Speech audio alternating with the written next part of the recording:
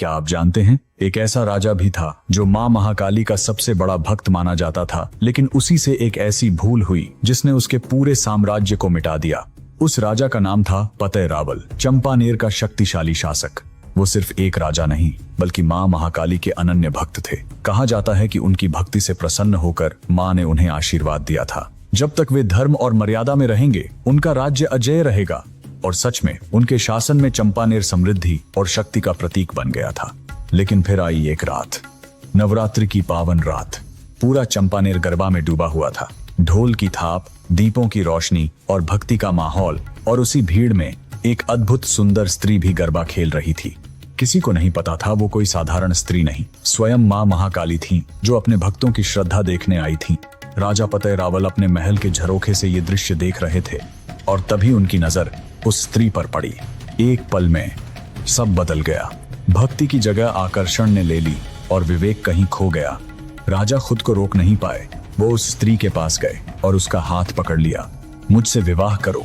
वो स्त्री बार बार उन्हें समझाती रही, मुझे पहचानो, मैं कौन हूँ।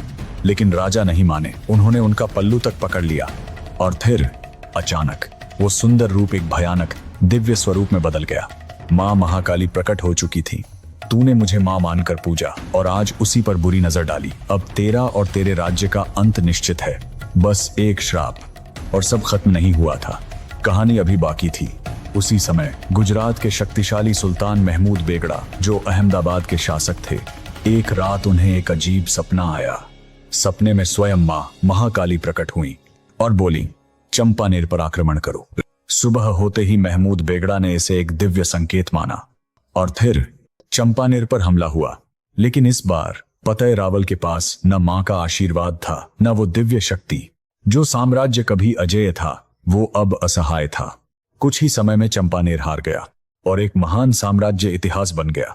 ये कहानी सिर्फ अतीत नहीं है, ये याद दिलाती है, जहां नारी का अपमान होता है वहां विनाश निश्चित होता है, और जहां अहंकार आता है वहां भगवान भी साथ छोड़ देते हैं। अगर ये कहानी आपको पसंद आई हो तो कमेंट में जय माता जी जरूर लिखें।